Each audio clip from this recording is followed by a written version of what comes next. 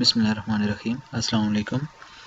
आज का हमारा सेकंड ईयर का जो लेक्चर है वो है चैप्टर नंबर जो हमारा चल रहा था जी, चैप्टर नंबर ये है 4।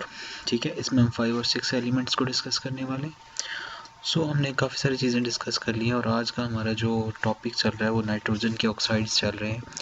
पहला नाइट्रोजन का ऑक्साइड है nitrogen dioxide which is NO2, nitrogen peroxide भी इसको बोलते हैं। सबसे पहले इसकी प्रिपरेशन देख लेते हैं। It can be prepared in a small quantity by heating the lead nitrate. Lead nitrate लिया, इसको हीट किया। हीट करने से इसने अपना लेड ऑक्साइड रिलीज़ किया, 4NO2 रिलीज़ किया गैसियस स्टेट में और ऑक्सीजन गैस रिलीज़ की। जो 4NO2 है ये हमारा मेन प्रोडक्ट है। इसके बाद it can also be prepared by reacting the concentrated nitric acid with copper. आपके पास कॉपर सॉलिड फॉर्म में, आपने इसको नाइट्रिक एसिड के साथ रिएक्शन करवाया कंसनट्रेटेड फॉर्म में, तो nitro group which is NO3 twice copper nitrate बनाएगा एक्वस, NO2 गैसियस स्टेट में बनेगा और वाटर बनेगा। अब हम इसकी प्रॉपर्टीज़ को देखते हैं।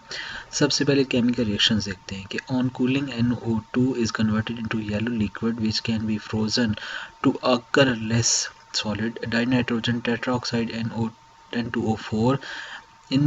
If this solid is heated to 140 degree concentrate, the mixture contains NO2 and N2O4, but above 140 degree concentrated NO2 converted into NO and O2 molecule and colorless. This decomposition is completed by 620 degree centigrade.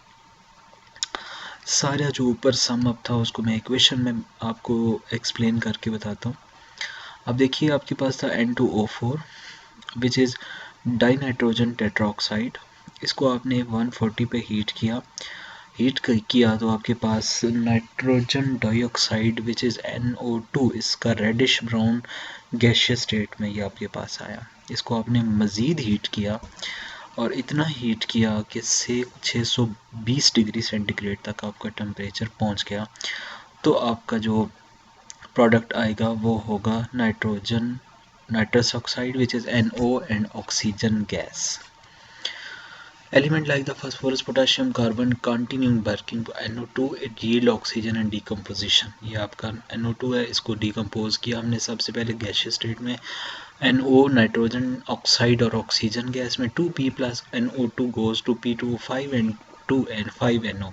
यानी ऐसे समझ लें कि NO2 जो है वो NO में convert होता है डिकम्पोज करते हुए। In the absence of air dissolved in water to form nitrous acid and nitric acid। ठीक है, अगर इसको NO2 को आप वाटर में डिज़ोल्व करें एब्सेंस ऑफ ऑक्सीजन में, तो आपके पास नाइट्रिक एसिड बनेगा और नाइट्रिक एसिड बनेगा। However in the presence of air nitric acid finally product, यानी आप एयर की एब्सेंस में करेंगे तो नाइट्रिक एसिड भी बनेगा, नाइट्रिक एसिड भी बनेगा। वाटर में मिक्स करेंगे NO2 को, तो अगर आप वाटर में मिक्स इसी को करेंगे इन the presence of water, in the presence of oxygen, तो आपके पास क्या बनेगा, आपके पास नाइट्रिक एसिड ही सिर्फ बनेगा। Now a mixture of nitrate and nitrite is formed when NO2 is passed through the strong alkalis. It is disproportionate reaction। अब basically आपको पहले बता दूं कि डिस्प्रोपोर्शनेशन रिएक्शन कौन से होते हैं। देखिए, कुछ रिएक्शंस ऐसे होते हैं जिनमें ऑक्सीजन किसी चीज़ के अंदर ऐड हो रही होती है, ठीक है, और कुछ रिएक्शंस ऐसे होते हैं जिनमें से ऑक्सीजन रिलीज़ कर दी जा रही होती है, ठीक है।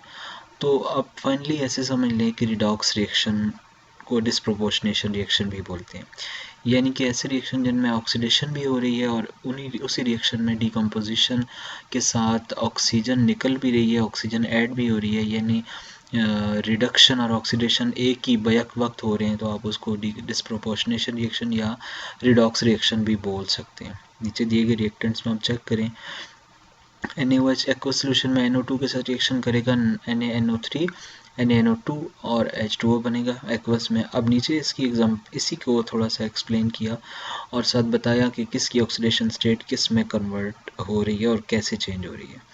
देखें, नाइट्रोजन की जो NO2 में ऑक्सीडेशन स्टेट थी +4 थी, अब आगे NaNO3 में +5 हुई और NaNO2 में +3 हो गई, यानी आप चेक करें कि रिएक्टेंट वाली साइड पे NO2 में इसकी +4 थी, प्रोडक्ट वाली साइड पे NaNO3 में +5 और NaNO2 में +3। इट मीन्स कि नाइट्रोजन ही ऑक्सीडाइज हो रहा है, नाइट्रोजन ही रिड्यूस भी हो रहा है। तो इसे आप बोलते हैं कि दिस इज़ डिसप्रोपोर्शनेशन रिएक्शन। ठीक हो गया जी। आगे चलते हैं मजीद। It is a strong oxidizing agent and oxidizer H2S to sulphur, ferrous sulphate to ferric sulphate and KI to I। ठीक है जी। यहाँ पे H2S को आपने इसके साथ रिएक्शन कराया तो इसने सल्फर को रिलीज़ किया, सल्फर की ऑक्सीडेशन स्टेट -2 थी, अब आगे आके 0 हो गई है। ठीक हो गया जी, रिडक्शन हो रही है। सो आपके पास ये टॉपिक था नाइट्रोजन डाइऑक्साइड का। होपफुली आप लोगों ने कुछ चीज़ों को बहुत ही बेहतर तरीके से समझा होगा, और अगर आप लोगों के माइंड में कुछ क्वेश्चंस हैं, मज़ीद बेहतरी चाह रहे हैं वीडियोस में, तो आप काइंडली मुझे कमेंट सेक्शन में अपनी राय का इजहार करके बता सकते हैं। Thank you so much. मिलते हैं नेक्स्ट लेक्चर के साथ अगली वीडियो में, तब तक के लिए अल्लाह हाफिज़। Thank you so much.